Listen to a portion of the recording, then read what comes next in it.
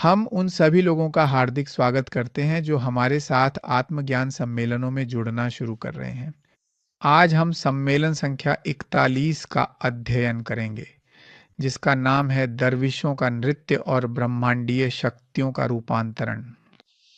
इस चिंतन का उद्देश्य यह है कि हम कुछ महत्वपूर्ण और उपयोगी उपकरणों को जानें, जो हमें गूढ़ कार्य में बेहतर प्रगति करने में सहायता करें। ये उपकरण जिन्हें हम आज सीखने जा रहे हैं, वे ऐसे साधन हैं जिन्हें गुरुओं ने हमारे लिए छोड़ा है, ताकि हम एकाग्रता को बेहतर बना सकें। और चूंकि हम जो भी अभ्यास चेतना के जागरण के लिए सिखाते हैं, उनमें से अधिकांश में एकाग्रता की आवश्यकता होती है, इसलिए हम विश्लेषण करेंगे और अध्ययन करेंगे कि ये उपकरण कौन-कौन से हैं। हम सबसे पहले दरवेशों के नृत्यों का अध्ययन करके प्रारंभ में शुरू करेंगे। दरवेश वे गुरु थे जो तुर्की के रेगिस्तान में रहते थे और वे सिखाते थे गायन के माध्यम से और साथ ही नृत्य के माध्यम से कि ब्रह्मांड के साथ कैसे सामंजस्य स्थापित किया जा सकता है। लेकिन ब्रह्मांड के साथ सामंजस्य स्थापित करना क्या है?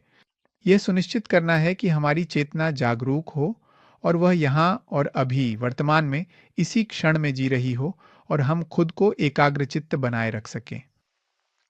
गायक दरवेश कुछ ऐसे मंत्र सिखाते थे जिनकी मदद से उच्चतर आयामों में प्रवेश किया जा सके, और नृत्य करने वाले दरवेश कुछ विशेष अभ्यास सिखाते थे ताकि उस सामंजस्य और एकाग्रता की अवस्था में प्रवेश किया जा सके।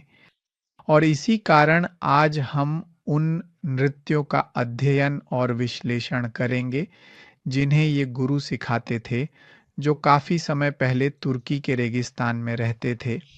तो चलिए अब हम पहली नृत्य के बारे में विस्तार से बात करना शुरू करते हैं।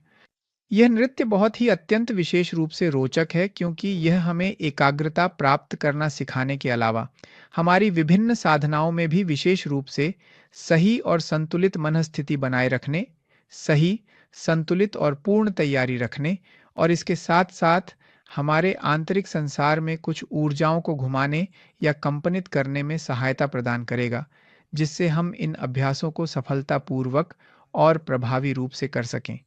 यह उल्लेख करना महत्वपूर्ण है कि हम जो अभ्यास सिखाने जा रहे हैं, वे चेतना की क्रांति के 3 कारकों का स्थान नहीं लेते, जो कि वे वस्तुनिष्ठ कार्य हैं जिन्हें हमें चेतना को जागृत करने के लिए करना होता है, बल्कि ये केवल पूरक हैं। अगर उदाहरण हम ध्यान केंद्रित करना चाहते हैं और एस्ट्रल यात्रा की प्रैक्टिस में बेहतर मनोदशा पाना चाहते हैं, तो अच्छा होगा कि ये व्यायाम पहले करें। इसी तरह अगर हम अर्चन, सुप्रासेक्स, ट्रांसेंडेंटल मेडिटेशन या दिन की रिग्रेशन जैसी कोई साधना करना चाहते हैं, या अगर अचानक हमें महसूस होता है कि जब हम कोई अभ्यास कर रहे होते हैं तो हमें आलस्य या नींद आने लगती है, तो ये उपकरण, ये साधन गुरुओं ने हमें इन परिस्थितियों के लिए दिए हैं ताकि वे चेतना के जागरण के विभिन्न अभ्यासों या साधनाओं के लिए पूरक के रूप में काम करें, इस मामले में तीनों कारकों के लिए। आइए पहली नृत्य के बारे में बात करना शुरू करें। पहले नृत्य को घुमावों का नृत्य कहा जाता है।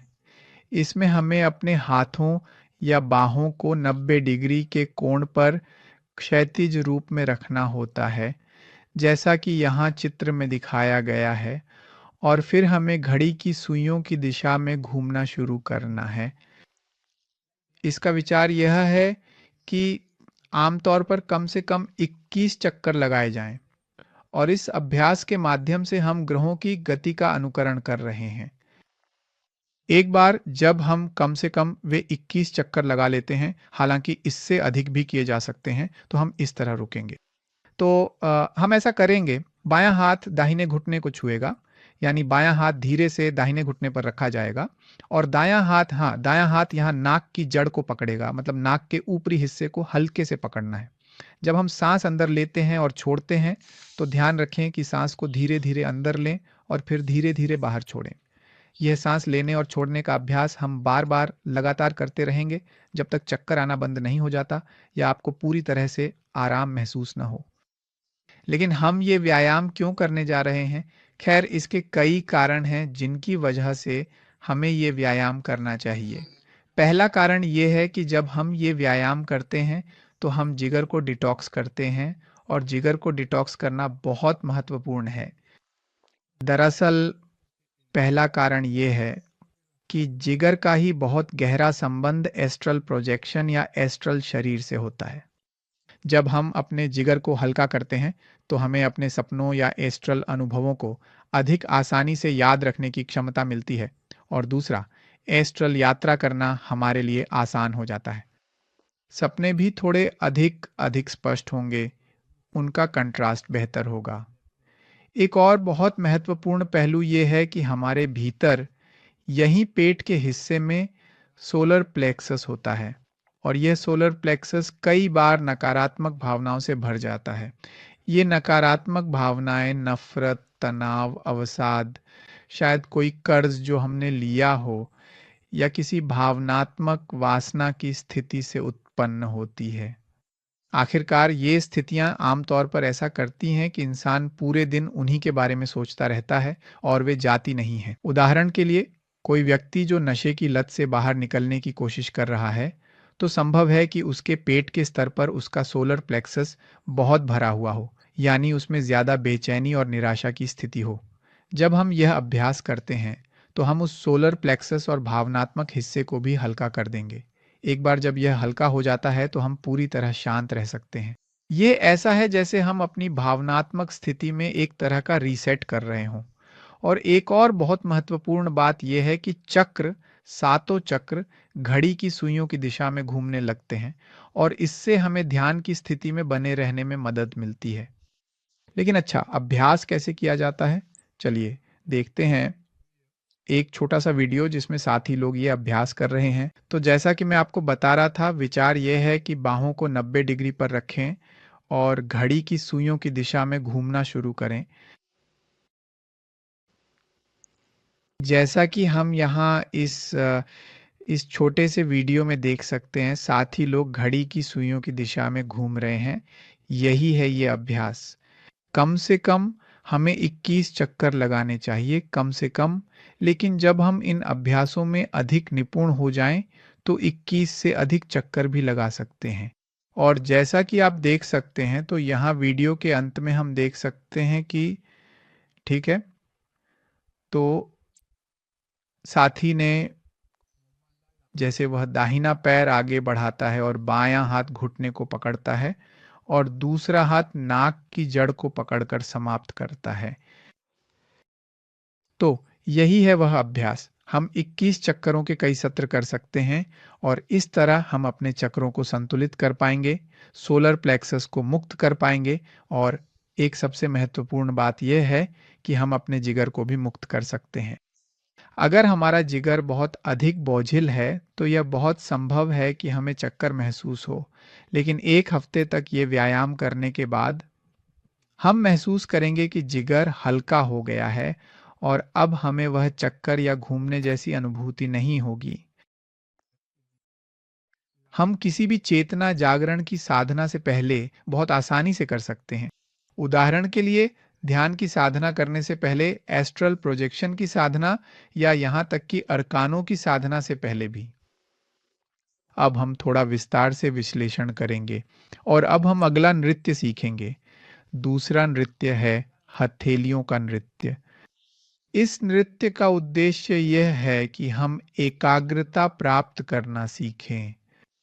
यह नृत्य अब अधिकतर एकाग्रता पर केंद्रित है, क्योंकि अक्सर जब हम चेतना जागरण के अभ्यास करने जाते हैं, और अगर हमने ऐसा कोई काम किया है जिसमें बहुत अधिक बौद्धिक प्रयास लगा हो, तो अभ्यास के समय हमें एकाग्रता में कठिनाई हो सकती है, या हमारे पास सही मनोदशा नहीं होगी, क्योंकि शायद हम किसी और चीज़ के बारे में सोच रहे हैं, या हम बहुत अधिक तनाव में हैं।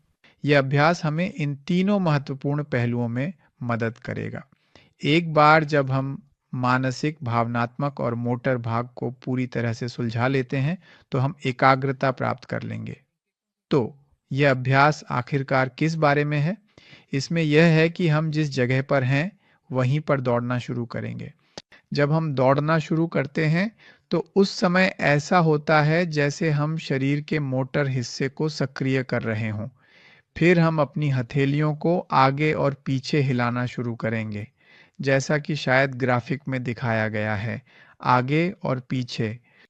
और साथ ही हम अपना सिर बाएं से दाएं लगभग 45 डिग्री तक धीरे-धीरे घुमाएंगे। और विचार यह है कि ये तीनों गतिविधियां एक साथ एक ही समय पर ही की जाए। इसका मतलब है कि ये एक ही समय में किए जाएं। अगर हम ये अभ्यास कर पाते हैं, जैसा कि हम इस छोटे से वीडियो में देख रहे हैं, और अगर हम इस अभ्यास को सही तरीके से कर लेते हैं, तो हमें यह एहसास होगा कि सोचना संभव नहीं है। आइए हम इस वीडियो को देखें जो हमें दिखाता है कि यह अभ्यास कैसे किया जाता है। यहाँ आप देख सकते हैं कि साथी लोग एक साथ दौड़ रहे हैं। वे अपने हाथों को आगे पीछे हिला रहे हैं और साथ ही सिर भी हिला रहे हैं। इन तीनों हरकतों को एक साथ समन्वित करना जरूरी है। हमें पता चलता है व्यायाम सही तरीके से हो रहा है क्योंकि उस समय सोचना संभव नहीं होता। अगर कोई एक साथ तीनों अभ्यास कर रहा है तो विचार अंदर नहीं आते। अगर हरकतों में समन्वय नहीं होता तो उस समय मन में विचार आ सकते हैं। एक सुझाव ये है कि जब हम यह व्यायाम करें तो अपना ध्यान दिल पर केंद्रित करें और इस तरह हम इस गतिविधि को सही तरीके से कर पाएंगे। यह व्यायाम कितनी देर तक करना चाहिए? विचार यह है कि हम इसे कम से कम 5 से 10 मिनट करें। इस अभ्यास में हम महसूस करेंगे कि भावनात्मक हिस्सा हमारे मूड को कैसे प्रभावित करता है। उदाहरण के लिए, अगर हमें नींद आ रही थी या अभ्यास में आलस था, तो अब भावनात्मक हिस्सा फिर से ऊर्जा से भर जाता है। इस मामले में मानसिक भाग पहले से ही पूरी तरह से एकाग्रता की स्थिति में है और मोटर केंद्र एक उत्तम और संतुलित स्थिति में है। वह अभ्यास शुरू करने के लिए बहुत ही शांत, स्थिर और संतुलित है। मैं अभी वापस आता हूं और आपको थोड़ा सा अभ्यास के साथ ही छोड़ता हूं ताकि हम समझ सकें कि समन्वय की गति कैसे की जाती है। एक साथ एक ही समय पर हाथ, सिर और पैर। विचार यह है कि यह पूरी तरह से समन्वित हो। बहुत अच्छा। अब हम दरवेशों के तीसरे नृत्य के बारे में बात करने जा रहे हैं। ये तीसरा पिछले वाले के समान है। इसका उद्देश्य भी वही है कि हम अपने तीनों मस्तिष्कों को संरेखित कर सकें ताकि एकाग्रता प्राप्त हो। बौद्धिक मस्तिष्क को संरेखित करना, जो सिर को एक ओर से दूसरी ओर घुमाने से होता है। भावनात्मक भाग को सक्रिय और संरेखित करना, जो हथेलियों की गति से होता है। और मोटर केंद्र को संरेखित और आराम देना, जो पैरों की गति से होता है। इस मामले में अब गति एक ओर से दूसरी ओर की जाती है। यह व्यायाम उन लोगों के लिए भी विशेष रूप से उपयोगी है जिन्हें आगे और पीछे ताली बजाने में कठिनाई होती है। और यदि हमें यह कठिन लगे तो इसे आसान बनाने के लिए हम व्यायाम को बाईं ओर से दाईं ओर कर सकते हैं। महत्वपूर्ण बात इन तीनों गतियों का समन्वय किया जाए, जैसा मैं आपको इस वीडियो में दिखा रहा हूं। हम यहाँ जाएंगे, ध्यान दें। अब वह व्यक्ति अपना हाथ सिर के विपरीत दिशा में धीरे धीरे और सावधानी पूर्वक ले जा रहा है और साथ ही साथ उसके दोनों पैर भी एक साथ धीरे धीरे हिल रहे हैं। हम ये जान सकते हैं कि व्यायाम सही तरीके से किया जा रहा है क्योंकि उस समय सोचना संभव नहीं होता, कोई विचार नहीं आते। इसी तरह इस नृत्य को भी हम बिल्कुल आराम से 5 से 10 मिनट तक कर सकते हैं। जैसे ही हम इन्हें पूरा कर लेंगे, हमें तुरंत ही यह महसूस होगा कि एकाग्रता की क्षमता किस तरह से बेहतर होती है ताकि हम अभ्यास कर सकें। दरवेशों के नृत्य या ये व्यायाम जो हम कर सकते हैं, जिन्हें करने में 15 मिनट से ज़्यादा समय नहीं लगेगा। इसके बाद हम अलग-अलग अभ्यासों, अलग-अलग प्रथाओं को शुरू करने के लिए तैयार होंगे, जिन्हें हम आगे सिखाएंगे। अब इस छोटी सी चर्चा को समाप्त करने के लिए हम अब ब्रह्मांडीय शक्तियों के रूपांतरण का अध्ययन करेंगे। यह अभ्यास भी हमें बहुत अधिक मदद करेगा, जिससे हम उस आध्यात्मिक ऊर्जा से भर सकेंगे जो आकाश गंगा के केंद्रीय सूर्य में मौजूद है। और इसके अलावा हम अपने ग्रह को भी शुद्ध करेंगे, अपने ग्रह की मदद करेंगे। साथ ही हम पृथ्वी ग्रह की ऊर्जा से भी खुद को चार्ज करेंगे। ये वास्तव में एक अद्भुत अभ्यास है। इसके लिए हमें अपनी कल्पना की ज़रूरत पड़ेगी और हम उन सुंदर तरंगों को महसूस करना शुरू करेंगे जो तब अनुभव होती हैं जब हम आकाशगंगा के केंद्रीय सूर्य से ऊर्जा प्राप्त करते हैं। तो यह अभ्यास जिसे हम समझाने जा रहे हैं, जिसे ब्रह्मांडीय शक्तियों का रूपांतरण कहा जाता है, हमें कुछ लाभ देने वाला है। हम पहले लाभों के बारे में बात करेंगे और फिर मैं आपको बताऊंगा कि यह अभ्यास कैसे किया जाता है। पहला लाभ यह है कि हम अंत में ग्रह की मदद करेंगे। इस ग्रह को सच में हमारी मदद की जरूरत है। हमने इसे अपनी अहंकारी तरंगों से प्रदूषित कर दिया है, जो हम उत्पन्न करते हैं। ग्रह पर एक भद्दी ऊर्जा जमा हो गई है, जो यह नहीं होने देती कि केंद्रीय सूर्य ग्रह का भी एक सूर्य होता है, चमक सके। और इसी कारण हम वह सब प्रक्रिया देखते हैं जो आज समाज में हो रही है, जैसे कि ग्लोबल वार्मिंग। यह अभ्यास करने से हम अपने ग्रह को ऊर्जात्मक रूप से शुद्ध करने में मदद करते हैं। और इसी कारण हम एक आध्यात्मिक शक्ति महसूस करेंगे, जो हमें पचामामा देती है, जो हमें ग्रह देता है, ताकि हम यह कार्य कर सकें। और जब हम अभ्यास करेंगे तो हम उस आध्यात्मिक ऊर्जा को महसूस करेंगे। और एक बार जब हम उस आध्यात्मिक ऊर्जा से भर जाएंगे, तो न केवल ग्रह की ऊर्जा, बल्कि सिरियस सूर्य की ऊर्जा भी, जिसके बारे में हम आगे बात करेंगे, वह ऊर्जा वह ऊर्जा हमें किसी भी अभ्यास को करने में मदद करेगी। उदाहरण के लिए, अगर हम ब्रह्मांडीय शक्तियों के रूपांतरण का एक अच्छा अभ्यास करते हैं, तो हम उस आध्यात्मिक ऊर्जा से भर जाते हैं।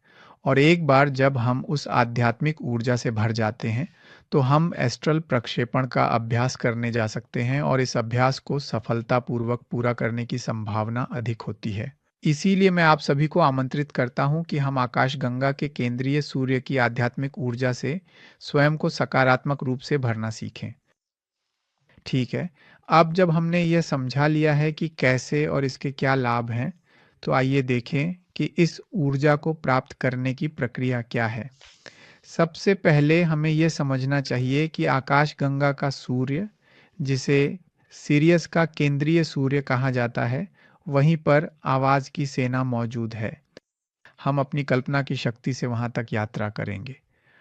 तो एक केंद्रीय सूर्य है, जिसे हम इस तरह कह सकते हैं, जो पूरी आकाश गंगा में मौजूद हर चीज को कंपन और जीवन देता है।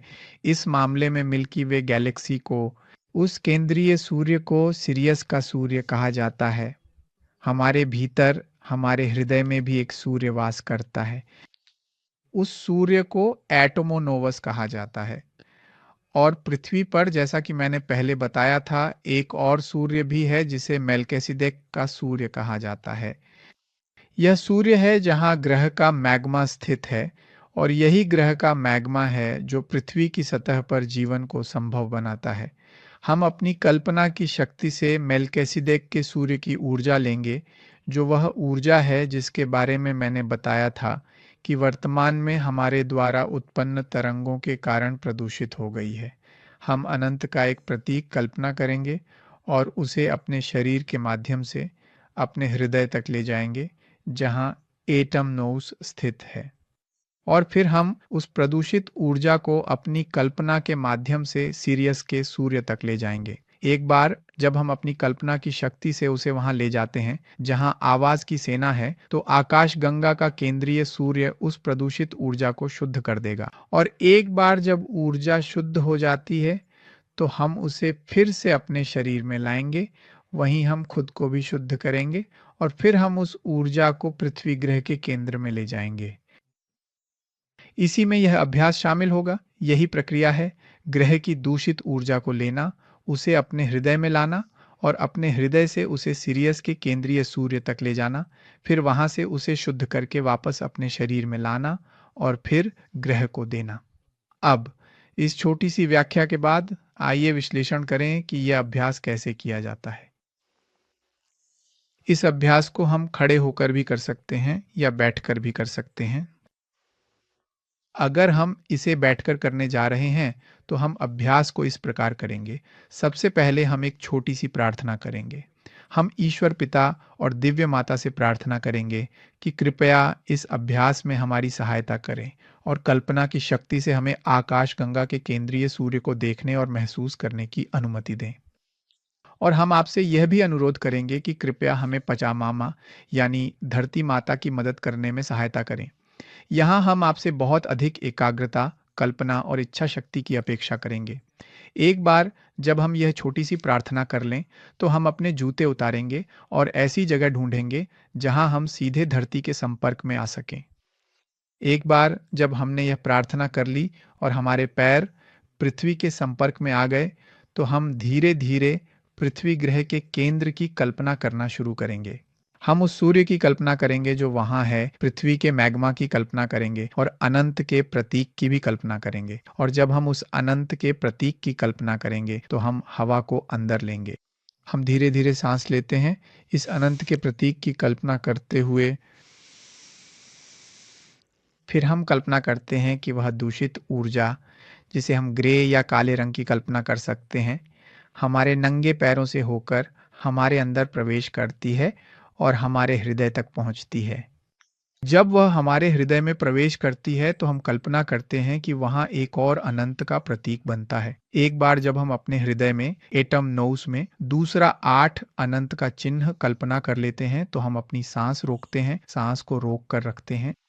जब हम सांस रोककर रखते हैं, तो हम कल्पना करते हैं कि वह दूषित ऊर्जा आकाशगंगा के केंद्रीय सूर्य की ओर यात्रा कर रही है। फिर हम कल्पना करते हैं कि वह हमारे सूर्य, हमारे सौर मंडल से होकर गुजरती है और भी गहराई से आकाशगंगा के केंद्रीय सूर्य तक पहुंचती है। अब वहां हम कल्पना करते हैं कि वाणी की सेना, देवदूत उस ऊर्जा को शुद्ध कर रहे हैं, जबकि तीसरा अनंत का प्रतीक बनता है। एक बार जब ऊर्जा पूरी तरह से शुद्ध हो जाती है, तो हम अभी भी सांस रोके रहते हैं। फिर हम उस हवा को वापस अपने शरीर में लाते हैं। वह हमारे सिर के ऊपर से प्रवेश करती है, हमारे हृदय को शुद्ध करती है, हमें शुद्ध करती है और फिर हम सांस छोड़ते हैं। और जब हम सांस छोड़ते हैं, तो कल्पना करते हैं कि वह ऊर्जा हमारे शरीर से निकलकर पृथ्वी में वापस जाती है और पृथ्वी के सूर्य को शुद्ध करती है। मैं इसे फिर समझाने हूँ। आप सांस अंदर लेते हैं।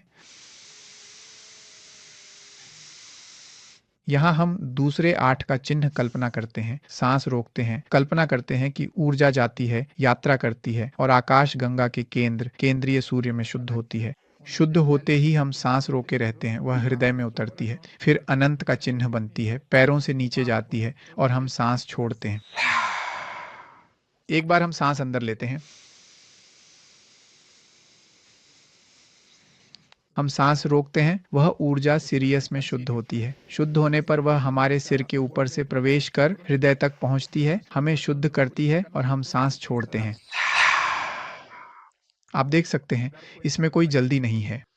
हर एक सांस अंदर लेने, रोकने और छोड़ने के बीच हम इसे 1 मिनट तक कर सकते हैं। अगर हमारी फेफड़ों की क्षमता कम है, तो हम इसे 30 या 40 सेकंड तक भी कर सकते हैं। विचार यह है कि इसे बहुत धीरे-धीरे किया जाए। एक और सुझाव है कि जब हम यह अभ्यास करें, तो बहुत ही शांत और रिलैक्स रहें। जितना अधिक हम शांत रहेंगे, उतनी ही अधिक ऊर्जा हम पृथ्वी से अवशोषित कर पाएंगे और उतनी ही अधिक ऊर्जा हम सिरियस सूर्य की ओर प्रवाहित कर पाएंगे। हमें बहुत ही शांत रहना चाहिए। यह अभ्यास कितनी देर तक करना चाहिए? सिफारिश ये है कि इसे आधे घंटे, 1 घंटे या 2 घंटे के बीच किया जाए, ताकि आप बहुत-बहुत अधिक ऊर्जा से भरपूर रहें। अभ्यास समाप्त करने के बाद हम खुद को बहुत शांत, बहुत सुकून भरा महसूस करेंगे और एक बहुत सुंदर ऊर्जा का अनुभव करेंगे, जो हमें आगे की साधनाओं में मदद करेगी। हम इसे खुद अनुभव कर पाएंगे। हमें वैसे ही होना चाहिए, पूरी तरह नंगे पाँव धरती के संपर्क में। यह अनिवार्य है कि हमारे पैर नंगे हों, पैरों के वर्तुल धरती के संपर्क में हों और हाथ ऊपर की ओर हों। यह बहुत ज़रूरी है जब हम यह अभ्यास शुरू करें। मैं फिर से आपसे कहता हूँ, जहाँ तक संभव हो पृथ्वी के संपर्क में रहें। किसी कारणवश हम पृथ्वी के संपर्क में नहीं आ सकते। हम ये अभ्यास घर के उन स्थानों पर कर सकते हैं, जहाँ पृथ्वी से सीधा अलगाव ना हो। उदाहरण के लिए, ऐसा न हो कि हम इसे पोर्सिलेन टाइल पर करें, बल्कि हम इसे उदाहरण के लिए जैसे कि ऐसी सतह पर करें जहां पर सीमेंट की परत सीधे तौर पर लगाई गई हो। उदाहरण के लिए जैसे कि घर की एक छत। और इस तरह से हम उस सुंदर अनुभूति को महसूस कर पाएंगे जो इस अभ्यास को करते समय अनुभव होती है। आधे घंटे, 1 घंटे के बाद हम आवाज़ की सेना को देखना शुरू करेंगे। हम इस आध्यात्मिक ऊर्जा से खुद को भरना शुरू करेंगे और इस धर्म को प्राप्त करना शुरू करेंगे। मैं फिर से आपको याद दिलाता हूँ, ये अभ्यास चेतना के जागरण के कार्य के लिए पूरक हैं।